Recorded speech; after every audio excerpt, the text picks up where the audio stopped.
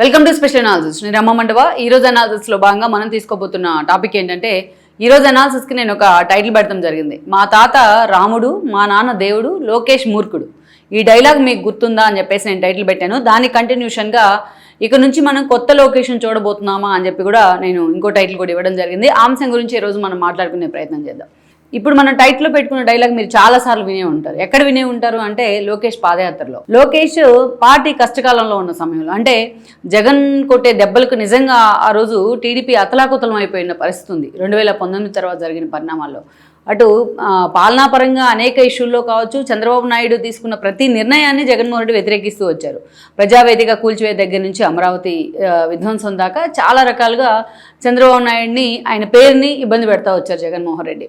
చంద్రబాబు నాయుడు ఆర్థిక మూలాలను కూడా కొట్టే ప్రయత్నం చేశారు. ఆ పార్టీ నేతలు, చంద్రబాబు నాయుడు సామాజిక వర్గానికి సంబంధించిన నేతలందరినీ కూడా అరెస్ట్ చేశారు.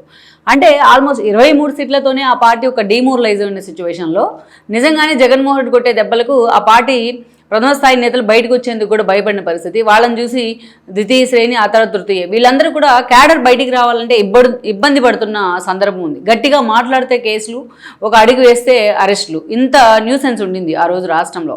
అలాంటి సిచ్యువేషన్లో నిజంగానే మనం చూస్తే లోకేష్ పాదయాత్ర చేపట్టారు. లోకేష్ పాదయాత్ర చేపట్టే ముందు అందరూ ఏమనుకున్నారంటే, ఇతను అసలు పాదయాత్ర చేయగలడా, జగన్మోహన్ రెడ్డి ఇతను అసలు పాదయాత్ర చేయనిస్తారా లేదా అనేది చాలామందికి ఒక అనుమానం ఉండేది. పెద్దగా ఎక్స్పెక్టేషన్స్ లేవు లోకేష్ పాదయాత్ర మీద ఆ రోజున. అలాంటి సమయంలో లోకేష్ యువగళం పేరుతో పాదయాత్ర స్టార్ట్ చేశారు. అది కూడా కుప్పం నుంచి. పాదయాత్ర స్టార్ట్ చేసిన తర్వాత జగన్మోహన్ రెడ్డి అందరూ అనుకున్న విధంగానే అతను ఇబ్బంది పెట్టే ప్రయత్నం చేశారు. అతను మైకులు లాగేశారు, అతను నుంచొని మాట్లాడుతుంటే జనం మధ్యలో స్టూల్ని లాగేసుకున్నారు. లోకేష్ వెంట ఉండే పార్టీ క్యాడర్ మీద, కోఆర్డినేటర్స్, ఆ ప్రోగ్రామ్ కోఆర్డినేటర్స్ మీద కూడా కేసులు పెట్టారు.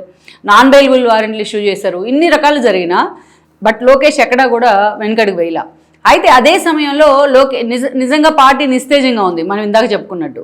అలాంటి టైంలోనే అంతకు ముందుగా ఏదైతే లోకేష్ పాదయాత్రకు ముందుగా ఒంగోలులో జరిగిన మహానాడు కొంత బూస్ట్ ఇచ్చింది పార్టీకి. ఆ తర్వాత తక్కువ సమయంలోనే లోకేష్ మొదలుపెట్టిన పాదయాత్ర నిజంగానే పార్టీకి కొంత ఊపిరి పోస్తుందని అనుకోవాలి. నిస్తేజంగా ఉన్న క్యాడర్ను మేలుకొల్పింది లోకేష్ పాదయాత్ర అనేది. ఎందుకంటే కుప్పంలో స్టార్ట్ అయింది, ఆ తర్వాత రాయలసీమ జిల్లాలకు వచ్చేటప్పటికి, అనంతపురంలో వచ్చేటప్పటికే నిజంగా జనం మొత్తం కూడా లోకేష్కి పూర్తి స్థాయిలో ఓన్ చేసుకునే ప్రయత్నం జరుగుతూ వచ్చింది. అప్పటికే ఆ మిగతా కర్నూలు కానీ, కడప, ఈ 2 జిల్లాలు పూర్తి చేసుకున్న తర్వాత నెల్లూరు జిల్లాలోకి పాదయాత్ర ఎంటర్ అయింది. నెల్లూరు జిల్లాలోకి ఎంటర్ అయిన తర్వాత మొత్తం పూర్తిగా జనసంద్రమైంది నెల్లూరు జిల్లా. ఆ రోజున చూసినట్లయితే పాదయాత్రని అప్పుడే లోకేష్ పూర్తిగా ఎవల్యూట్ అయ్యారు నెల్లూరు జిల్లాకు వచ్చేటప్పటికే. ఈవెన్ ప్రకాశంలోకి వస్తే అది ఒక ప్రభంజనం. పూర్తి స్థాయిలో ప్రకాశం జిల్లా హక్కును చేర్చుకుంది లోకేష్ను. ఆ తర్వాత మనం చూస్తే అటు పల్నాడు కానీ ఇవన్నీ ఇక లోకేష్ నడవలేదు. పాదయాత్ర రూపంలో జనమే ఆయన నడిపించుకుంటూ తీసుకెళ్లేదు. అయితే ఎక్కడికి వెళ్ళినా లోకేష్ మహిళలకి కానీ, చిన్నపిల్లలకి ప్రయారిటీ ఇవ్వడం, వృద్ధులకి ప్రయారిటీ ఇవ్వడం, కొన్ని పడికట్టు డైలాగ్స్ ఆయన వాడుతూ ఉండేవాళ్ళు. ఎప్పుడు కూడా ఎక్కడికి వెళ్ళినా రెడ్ బుక్ ఒకటి మాట్లాడేవాళ్ళు ఆయన. ఎవరైతే పార్టీ క్యాడర్ని, పార్టీ నేతల్ని ఇబ్బంది పెట్టారో అధికారులతో సహా, పొలిటీషియన్స్తో సహా వైసీపీ వైపు నుంచి అందరి పేర్లు నేను రాసుకుంటా ఉన్నాను అని చెప్పేసి ఆయన ఎప్పుడు కూడా రెడ్ బుక్ని చేతితో పట్టుకొని చూపిస్తూ క్యాడర్లో ఒక ఆత్మవిశ్వాసం, ఒక బూస్ట్ నింపే ప్రయత్నం చేసేవాళ్ళు. సో అది బాగా వైరల్ అయ్యేది. దాంతోపాటు హలో లోకేష్ లాంటి ఒక కార్యక్రమం తీసుకున్నారు ఆయన. ఎక్కడికి వెళ్ళినా అటు ఏదో ఒక కార్నర్లో ఏదో ఒక సామాజిక వర్గంతో భేటీ కావడము, సామాజిక వర్గ ప్రతినిధులతో, లేకపోతే ఈ తరం స్టూడెంట్స్తో భేటీ కావడము అని ఆ కార్యక్రమంలో చాలా హుందాగా ఆయన ప్రశ్నలు చెప్పే తీరు కూడా లోకేష్ ఎంత ఎవల్యూట్ అయ్యాడు అనేది జనం ముందు నిలబెట్టింది ఆ పాదయాత్ర. ఆల్మోస్ట్ అది కాకుండా రోజుకి 3,000 4,000కి పైగా ఆయన సెల్ఫీలు దిగేవాళ్ళు ఓపిక్గా ఆఫ్టర్నూన్ పాదయాత్ర స్టార్ట్ చేయబోయే ముందుగా. సో అలా లోకేష్ జనంలో ఎమర్జీ అవుతూ వచ్చారు. But at the same time ఆ రోజు ఎక్కడికి వెళ్ళినా లోకేష్ ఒక టాప్ డైలాగ్ వాడేవాళ్ళు. పేలిపోయేది ఆ డైలాగ్ పాదయాత్రలో. ఏ డైలాగ్ అంటే, మా తాత రాముడు, మా నాన్న దేవుడు, బట్ లోకేష్ మూర్ఖుడు అని చెప్పేవాళ్ళు ఆయన. ఎందుకంటే మా తాత మా నాన్న చాలా మంచివాళ్ళు, అప్పట్లో అలాంటి రాజకీయాలు ఉండేవి కాబట్టి అప్పుడు అలాగ చెల్లింది. కానీ లోకేష్ మాత్రం మూర్ఖుడు, నేను నాతో ఎలాగో ఉంటారో నేను వాళ్ళతో అలాగే ఉండే ప్రయత్నం చేస్తాను. సో ఎవరిని వదిలిపెట్టను, నేను రెడ్ బుక్లో ప్రతి ఒక్కరి పేరు ఎక్కిస్తున్నాను, ఎన్ని కేసులు పెట్టించుకుంటే అంతమంది నేను ఓన్ చేసుకుంటానని చెప్పి ఎక్కడికి వెళ్ళినా ఆయన మాట్లాడుతూ ఉండేవాళ్ళు. అందుకే ఆ డైలాగు, నేను మూర్ఖుడిని అంటే నేను పట్టుదల కలిగిన వ్యక్తిని అని చెప్పే ప్రయత్నంలో ఆ డైలాగ్ వాడేవాళ్ళు ఆయన. కానీ అప్పుడున్న క్యాడర్లో, అప్పుడు నిస్తేజంగా ఉన్న క్యాడర్లో అలాంటి డైలాగ్స్ నిజంగా కొంత బూస్ట్ అయితే ఇచ్చాయి లోకేష్ కనే అనుకోవాలి. సో అన్నట్టుగానే మనం చూసాం గన్నవరంలో అసలు లోకేష్ పాదయాత్ర ఎంటర్ అవ్వడానికే భయపడిన సిచ్యువేషన్లో, లైక్ మాచర్ల కానీ అలాంటి చోట్ల మనం చూస్తే లోకేష్ ఆ పాదయాత్రలో గన్నవరంలో బహిరంగ సభ పెట్టి మరీ వంశీకి సవాల్ విసిరిన పరిస్థితి ఉంది. ఆ రోజు ఆ పార్టీలో ఉన్న వైఎస్ఆర్సీపీలో ఉన్న వెంకట్రావుని తిరిగి తన పార్టీలో చేర్చుకున్నారు. అదే వేదిక నుంచి, ఇది ఒక ఎగ్జాంపుల్ మాత్రమే నేను చెప్తుంది, అదే వేదిక నుంచి తన తల్లిని ఎవరైతే అవమానించున్నారో వాళ్ళని మొత్తం నడి రోడ్డు మీద నడిపిస్తానని చెప్పి కూడా ఆ రోజు మాట్లాడడం జరిగింది. సో దాన్ని ఆ తర్వాత యాక్షన్ ప్లాన్లోకి తీసుకొచ్చే ప్రయత్నం చేశారు అధికారంలోకి వచ్చిన తర్వాత. సో మొత్తానికి చంద్రబాబు నాయుడు అరెస్ట్తోనే ఆ పాదయాత్రకు బ్రేక్లు వేసే ప్రయత్నం జరిగినా బట్ ఎక్కడా కూడా లోకేష్ వెనుకంజ వేయలేదు. ఒక తాత్కాలికంగా విరామం ఇచ్చారు. తన తండ్రి రిలీజ్ అయిన తర్వాత మళ్ళీ ఆ పాదయాత్రను కూడా కంప్లీట్ చేసుకోవడం జరిగింది. సో లోకేష్ అసలు చంద్రబాబు నాయుడు కొడుకు అంటే బోర్న్ విత్ గోల్డెన్ స్పూన్ అనుకున్నాం, కానీ లోకేష్ నిజంగా ఎవల్యూట్ అవ్వగలడా, లోకేష్ నిజంగా లీడర్గా ఎమర్జ్ అవ్వగలడా అన్న డౌట్లన్నీ కూడా ఆ పాదయాత్రతో పటాపంచలు చేసుకోగలిగారు. ఆయన నిజంగా జనం ఆయన్ని ఓన్ చేసుకున్నారు. సో అప్పటి నుంచే చంద్రబాబు నాయుడు తర్వాత ఆ స్థాయిలో టీడీపీకి భవిష్యత్ నేతగా లోకేష్ ప్రొజెక్ట్ అవుతూ వచ్చారు ఎన్నికల కంటే ముందు నుంచే. దాన్ని ఎన్నికలు అయిపోయినాయి. ఈ అధికారంలోకి వచ్చిన తర్వాత లోకేష్ మంత్రి పదవి తీసుకోవద్దని చాలామంది కోరుకున్నారు. ఎందుకంటే గత అనుభవం, అంతకుముందు లోకేష్ ప్రత్యక్ష ఎన్నికల్లో పోటీ చేయకపోయినా చంద్రబాబు నాయుడు ఆయనకి ఎమ్మెల్సీ ఇచ్చి మంత్రిని చేయడం జరిగింది. సో అయితే ఆయన మంత్రిగా వెళ్ళిన తర్వాత తన మంత్రిత్వ శాఖ మీద ఆయన ఎక్కువగా ఫోకస్ పెట్టారు, పార్టీని వదిలేశారు అన్న విమర్శలు వచ్చాయి. ఈ క్రమంలోనే ఆ రోజు మంగళగిరిలో ఓడిపోవడానికి కూడా ఇదే ఒక కారణంగా చూపించారు లోకేష్ విషయంలో. అందుకనే ఆ రోజు లోకేష్ మాత్రం మంగళగిరిని చూస్ చేసుకుంటా అంటూ సరే మంగళగిరిలో ఆయన భారీ మెజారిటీతో గెలిచి చూపించారు మొన్నటి ఎన్నికల్లో. అయితే ఇక్కడ ఏంటంటే సో లోకేష్ గతంలో మంత్రి పదవి తీసుకున్న కారణంగా ఆయన పార్టీని పక్కన పెట్టారు అని చెప్పి ఒక విమర్శలు వచ్చాయి. అందుకే లోకేష్ మంత్రి పదవి తీసుకోవద్దని చాలామంది ఆయన సన్నిహితులు కూడా సలహా ఇచ్చారు. అయినా సరే లోకేష్ అటు ఐటీ శాఖతో పాటు ఇటు హెచ్ఆర్డీ అండ్ విద్యాశాఖ కూడా ఆయన తీసుకోవడం జరిగింది. సో కొన్ని విమర్శలు వచ్చినా బట్ తన పనితీరుతో ఆయన ఈ 2 ఏళ్లుగా అందరికీ సమాధానం చెప్పే ప్రయత్నం చేస్తున్నారు. కేవలం ప్రత్యర్థులకే కాదు, టీడీపీలో ఉన్న వాళ్ళకు కూడా, టీడీపీ నేతలు ఆయన మీద ఎక్స్పెక్టేషన్స్ లేని వాళ్ళకు కూడా తన పనితీరుతో సమాధానం చెప్తా ఉన్నారు. అయితే ఇక్కడ ఇవాళ నుంచే మనం కొత్త లోకేష్ని ఎందుకు చూస్తున్నాము అని నేను టైటిల్ పెట్టినట్టుగా ఇక్కడ చూసినట్లయితే లోకేష్కి చంద్రబాబు నాయుడు పదవి కేటాయించారు, అది కూడా వర్కింగ్ ప్రెసిడెంట్.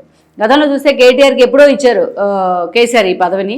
సరే అయితే ఇక్కడ కేటీఆర్తో మనం కంపేర్ చేయలేం, కానీ ఇక్కడ ఎందుకంటే ఏపీ రాజకీయాలు something different from Telangana politics. So అలా వర్కింగ్ ప్రెసిడెంట్ పదవి ఇవ్వడమే కాదు, అందరూ ఎక్స్పెక్ట్ చేస్తున్నట్టుగా, ఎందుకంటే ఇప్పటికైనా ప్రధాన కార్యదర్శిగా 3 సార్లుగా కొనసాగుతూ వస్తున్నారు. ఇప్పటికైనా వర్కింగ్ ప్రెసిడెంట్ పదవి వచ్చింది పార్టీలో. అసలు లోకేష్ సమర్థత చూసే నేను ఆ పదవి ఇచ్చాను, ఎవరికి ఈజీగా అంత పదవులు రావని చంద్రబాబు నాయుడే ప్రమాణ స్వీకార సమయంలో చెప్పుకోవడం జరిగింది. ప్రమాణ స్వీకారం కూడా అయిపోయింది లోకేష్ వర్కింగ్ ప్రెసిడెంట్గా. ఇక నుంచి కొత్త లోకేష్ని ఎందుకు చూస్తాము అని అన్నానంటే, నేను ఈరోజు ప్రభుత్వ పరంగా పదవి ఉంటే అది లోకేష్ పనితీరును ప్రతిబింబిస్తుంది. ఫర్ ఎగ్జాంపుల్ ఇప్పుడు మనం చూసాం, ఒక గూగుల్ ఏఐ డేటా సెంటర్ రాష్ట్రానికి రావడంలో 13 ఏళ్ళు కష్టపడ్డానంటూ లోకేష్ పిన్ టు పిన్ వివరిస్తున్న విధానం కానీ, సిఐ సదస్సును ఆ స్థాయిలో ఒక గ్రాండ్ సక్సెస్ చేయడం కానీ, పెట్టుబడుల కోసం అటు లండన్ కానీ ఆస్ట్రేలియా అమెరికా కానీ ఆయన వెళ్ళడం కానీ సిఐ సదస్సు జరిగే ముందుగా, అదేవిధంగా ఈరోజు హెచ్ఎస్బీసీ దగ్గర నుంచి ఒక కాగ్నిజెంట్ దాకా వరుసగా అన్ని కంపెనీలు, పారిపోయిన కంపెనీలు కూడా మళ్ళీ రాష్ట్రానికి తీసుకొస్తున్న సిచ్యువేషన్ కానీ ఇవన్నీ చూస్తూ ఉన్నాం. అదే ఐటీ శాఖ మంత్రిగా ఆయనకున్న నాలెడ్జ్ని, ఆయనకున్న ఎక్స్పీరియన్స్ని ఈరోజు అలా రాష్ట్రం కోసం ఉపయోగిస్తున్నారంటే ఓకే అనుకోవచ్చు. అదేవిధంగా చూస్తే విద్యాశాఖ మంత్రిగా ఎన్నో ఇన్నోవేటివ్స్, ఈరోజు యూనివర్సిటీని పూర్తి స్థాయిలో ప్రక్షాళన చేయడం కానీ, యూనివర్సిటీలో గొడవలకు ఫుల్ స్టాప్ పెడతాం కానీ, విద్యార్థి సంఘాలతో భేటీ అయ్యి రాజకీయాలను మీరు యూనివర్సిటీలోకి తీసుకురామాకండి అని చెప్పి వాళ్ళకి కన్విన్స్ చేయడం కానీ, అటు స్టూడెంట్స్కి భవిష్యత్ తరాలను తీర్చిదిద్దేలాగా సోషల్ మీడియాని దూరంగా ఉంచే ప్రయత్నము, నైతిక విలువలు నేర్పించే ప్రయత్నము, అటు జాబ్ క్యాలెండర్స్ విషయంలో తను ఇచ్చిన హామీని నిలబెట్టుకునే ప్రయత్నం చేయడము, ఇవన్నీ ఆయన పనితీరుకు ఒక మచ్చు అనుకోవచ్చు, అటు విద్యాశాఖ మంత్రిగా కానీ ఇటు ఐటీ శాఖ మంత్రి కానీ. కానీ వేరే ఈ రోజు నుంచి కొత్త లొకేషన్ చూస్తామేమో అని ఎందుకన్నాం మనం? పార్టీ పరంగా ఈరోజు మంత్రి కంటే ఆయనకు వచ్చిన బాధ్యత చాలా పెద్దది. మంత్రి కంటే అది ప్రభుత్వం వరకే పరిమితం అవుతుంది. ఏమైనా విమర్శలు వస్తే ప్రభుత్వం మీద వస్తాయి. లోకేష్ ఏమైనా మిస్టేక్ చేసినా, ఏమన్నా ఒక పాజిటివ్ వైబ్ క్రియేట్ చేసినా అది ప్రభుత్వ పరంగానే ఆ ప్రోస్ అండ్ కాన్స్ రిఫ్లెక్ట్ అవుతూ ఉంటాయి. కానీ ఇక్కడ లోకేష్కి వచ్చింది ఈరోజు పార్టీ పదవి. పార్టీలో కూడా చంద్రబాబు నాయుడు తర్వాత ఒక అత్యున్నతమైన స్థానం వర్కింగ్ ప్రెసిడెంట్ పదవి అనేది. అంటే ఈరోజు లోకేష్ బాధ్యత పెరిగింది. ఇటు పార్టీ ఎక్కడైతే తనకు దూరం అవుతుందని గతంలో విమర్శ వచ్చిందో, కార్యకర్తల నుంచి అలాంటి విమర్శ చోటు చేసుకున్నాయో దాన్ని ఫుల్ఫిల్ చేసేందుకు లోకేష్ చాలా రోజులుగా ప్రయత్నం చేస్తూనే వస్తున్నారు. ఎప్పుడు అవకాశం వచ్చినా, ఎప్పుడు వీలు దొరికినా పార్టీ నేతలతోని, క్లస్టర్ ఇన్ఛార్జీలతోనో ఎవరొకరితోని జిల్లా స్థాయి నేతలతో మీటింగ్లు పెట్టుకుంటూనే వస్తూ ఉన్నారు. అదేవిధంగా చూస్తే ఈ మధ్య బడ్జెట్ సెషన్ సమయంలో ప్రతిరోజు ఈవినింగ్ ప్రతి కాన్స్టిట్యున్సీ నుంచి రోజు ఆ నేతల్ని, ఒక జిల్లా నుంచి నేతలు అందరినీ పిలిపించుకొని వాళ్ళ ఫ్యామిలీతో, రాజకీయాలు పక్కన పెట్టి వాళ్ళ ఫ్యామిలీతోని ఆయన పూర్తి స్థాయిలో కోఆర్డినేట్ చేసుకోవడం కానీ, వాళ్ళ పర్సనల్ విషయాలు తెలుసుకోవడం కానీ, వాళ్ళ కష్టసుఖాల్లో తాను పాల్పంచుకునే ప్రయత్నం చేయడం కానీ ఇవన్నీ జరిగింది. చాలా హుందాగా, చాలా చూసే వాళ్ళందరికీ చాలా ప్లెజెంట్గా ఉండింది ఆ ప్రోగ్రామ్. గతంలో ఎప్పుడు కూడా ఏ పొలిటీషియన్ కూడా ఇలా చేయలేదు కదా అని ఒక పాజిటివ్ వైబ్ క్రియేట్ అయింది. అంటే పార్టీ క్యాడర్ని పార్టీ నేతల్ని ఆయన దగ్గర చేసుకునే ప్రయత్నం జరిగింది ఆ ప్రోగ్రాం ద్వారా. సో ఈరోజు పార్టీలో వర్కింగ్ ప్రెసిడెంట్ పదవి అంటే చంద్రబాబు నాయుడు తర్వాత అందరి బాధ్యత. మరి ఆ బాధ్యతను ఇంకా పర్ఫెక్ట్గా నిర్వహించాలి లోకేష్. సో ప్రభుత్వపరంగా ఎన్ని వచ్చినా ముఖ్యమంత్రిగా ఉన్నారు కాబట్టి చంద్రబాబు నాయుడు ఆయన్ని హిట్ చేసే అవకాశాలు ఉంటాయి. కానీ పార్టీ పరంగా ఈరోజు ఏదొచ్చినా లోకేషే కనిపిస్తూ ఉన్నారు అందరికీ. అందుకని లోకేష్నే ఇవన్నీ కూడా ఆయన్నే హిట్ చేసే అవకాశాలు ఉన్నాయి. అందుకే ఈరోజు ఆయన బాధ్యత మరింత పెరిగింది.